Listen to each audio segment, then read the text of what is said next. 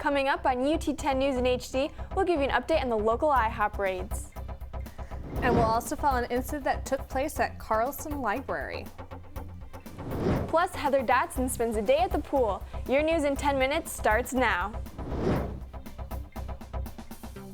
Thanks for joining us. I'm Karina Cornelius. And I'm Mackenzie Keyline. The FBI, Homeland Security, Immigration Control, and local police raided 4 Toledo area IHOPs. Reporter Ashley Karsten is there with the story, and you're going to give us an update on the situation. Well, Mackenzie and Karina, I'm here at one of the local IHOPs that was raided last Tuesday. All 7 restaurants involved in the search are owned by Terry Elk. 4 are located in just the Toledo area. IHOPs on Talmadge Road, Central Avenue, Airport Highway, and Fremont Pike in Perrysburg were raided by investigators at 6 a.m. I was freaking out just because, you don't go to work and expect to have, FBI all over you and everything. Search warrants were issued to investigate possible money laundering overseas and immigration issues. Despite the recent raids, the restaurants are still open, but business has taken a turn. Business has been slower, a lot slower. An IHOP employee has seen changes in customer turnout since last Tuesday. I usually have average 20 to 30 tables. Lately, I've been getting 3 tables a day or 5 tables a day. Some customers say the raids will not stop them from going to IHOP. Will I still eat their food? Yes. I'm probably eating there tonight because I like their food. As for any updates, specifics will not be released by investigators for at least 30 days. But we do know that IHOP owner Terry Elk has recently hired Neil Stewart McElroy as his attorney. For UT 10 News, I'm Ashley Karsten. There was also an incident on campus 2 weeks ago. 4 female students were threatened at Carlson Library. Reporter Antonio Wilbur spoke with one of the victims who wishes to remain anonymous, so we will refer to her as Jane. On Tuesday, September 6th at 8 p.m., Jane and her friends were in a study room on the 4th floor of the Carlson Library. They decided to take a break, and when they returned, they discovered a man going through their belongings. After the suspect left, the girls realized the man stole from one of their purses. The girls searched for the suspect and confronted him.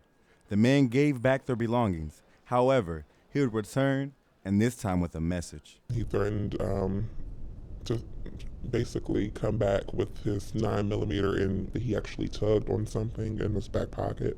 After the man left, Jane called UTPD. The suspect was apprehended shortly after. To report any suspicious persons or activities on UT campus, contact University of Toledo's Police Department at 419-530-2600. With UT 10 News, I'm Antonio Wilbur. 34 students, faculty, family, and staff headed downtown for the 18th annual Susan G. Komen Race for the Cure.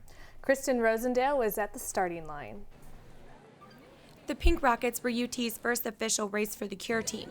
Team captain and UT alumni Carrie Gallagher created the team to bring students together for one amazing cause. This year it's great just to get people involved who may not necessarily know each other and all are in part of the same fight for cancer and so. Together, the Pink Rockets raised over $1,000 and were part of a multi-million-dollar fundraising event. Breast cancer survivor and member of UT's Pink Rockets, Esther Fabian, is proud to be part of the cause. As a survivor, I really feel obligated to help raise awareness about the need for breast cancer research and treatment for all women. UT's Pink Rockets were just one team out of the 17,000 people registered for the race, and so far nearly $900,000 have been raised toward the $1 million goal for this year's Race for the Cure. Fundraising continues until October 31st. For UT 10 News, I'm Kristen Rosendale. After 35 years, the Center for Performing Arts has a new $2 million look. This past summer, the CPA was renovated to improve labs and classroom space for students. The money for the project came from UT's Renovation Reserve account, and the reviews are in. You should see the alumni that come by. They go, oh my God, look at this place, it's so wonderful. And our students say very much the same sort of thing. All repairs are expected to be finished before the rededication ceremony on October 20th. The Department of Theater and Film are showing movies on Friday. Last Friday, reporter Ashley DeKay was at the documentary Young at Heart.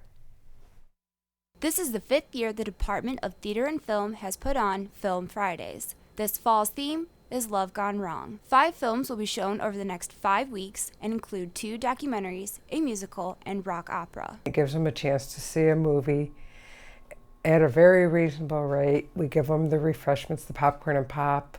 The movies are open to the public and are being screened at the Center for Performing Arts in room 1039. The films start at 10 in the evening, and you can buy a ticket at the CPA box office for $3. Be sure to get your tickets soon. The last film will be shown on October 28th. For UT10 News, I'm Ashley DeKay. Zombies are invading campus for the second year in a row. On September 20th, UT's Nerf Society began a week-long game called Humans vs. Zombies. 228 students participated in this year's campus-wide event. Students have to attend safety briefings to participate, and the game is free and open to all students. This game encourages you to get up, get out, hang out with your friends, fire Nerf darts at zombies, or, get some brains. Humans vs. Zombie ends September 27th, and the group plans to bring the game back in late April. Well, stick around. We'll be back with Heather Dotson in your Rocket Sports in 30.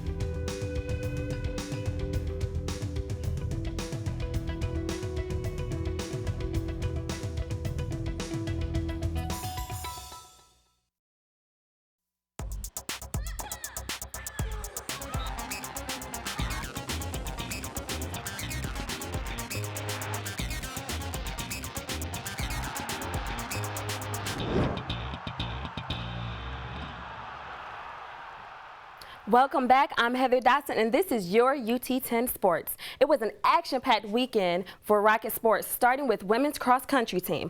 The ladies hosted 8 nationally ranked teams for the Interregional Bubble Buster at Ottawa Park. The race started off close with all teams maintaining a steady pace, but it didn't take long for West Virginia to take control. The Mountaineers dominated with 3 of their runners finishing in the top 5, including senior Kate Harrison, who finished in first place with a time of 13 minutes and 16 seconds. Unfortunately, UT had to race without 3 of their top runners, including senior Ari Fisher. Senior Emmy Curtis placed 11th, finishing at 13 minutes and 44 seconds.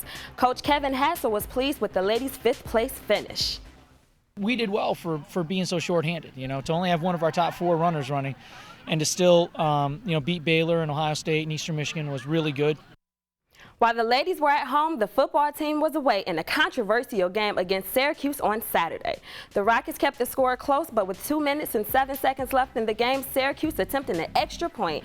Even the Big East Conference says it was just outside the goalpost, but officials on the field ruled it good, and replay officials agreed. In overtime, Syracuse kicked a field goal to beat the Rockets with a final score of 33-30.